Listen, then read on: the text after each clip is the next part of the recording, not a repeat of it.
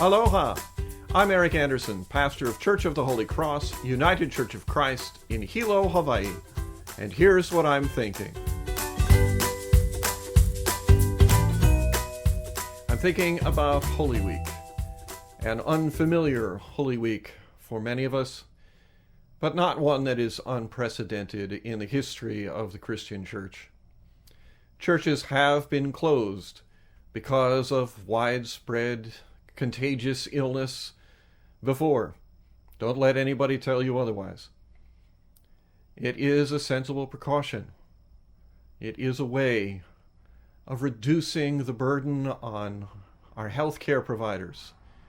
It is a way of preserving life for our friends, our neighbors, and for countless strangers.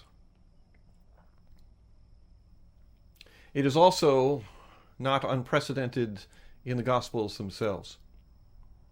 The events of Holy Week began on Palm Sunday with great crowds, and they continue with Jesus interacting with large groups of people throughout the week, gathered primarily in the temple.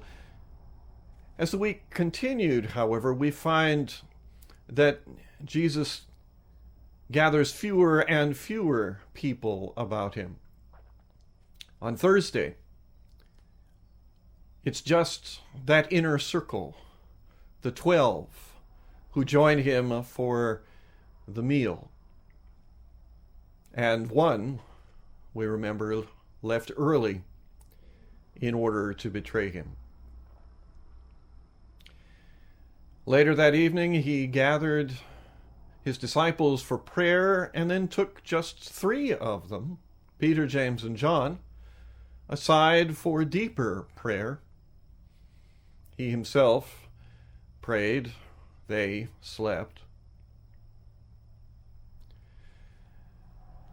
Then the story moves into much more isolation for Jesus and for his closest friends.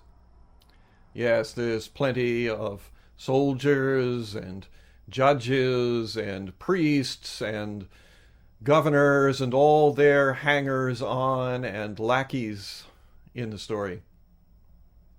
But Jesus faced his trial alone, without his friends.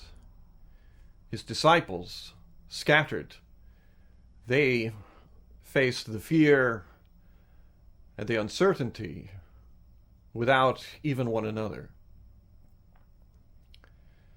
On Good Friday, Jesus' sense of separation was so acute that he would be led to quote the 22nd Psalm. In Aramaic, Eloi, Eloi, lama sabachthani, my God, why have you forsaken me? None of his closest associates, at least among the men, were even present for his burial. His closest associates among the women had to stay at a distance and look on. Even when we get to the glory of Easter, we still do not find it occurring amongst crowds and large assemblies of people. Just a few women make their way to the tomb. Just a few see Jesus after he's risen. Just a few. For most of that Easter day, they are still in their separate places of hiding and fear. And it's only gradually that the Easter dawn dawns upon them. Easter dawn takes hours in the Gospels. So, ours this year is a well-founded Holy Week.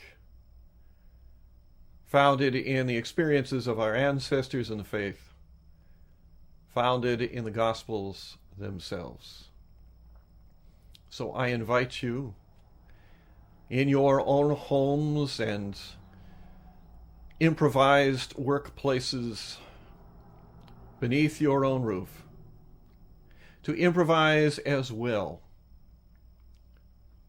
that place of deep connection to our God,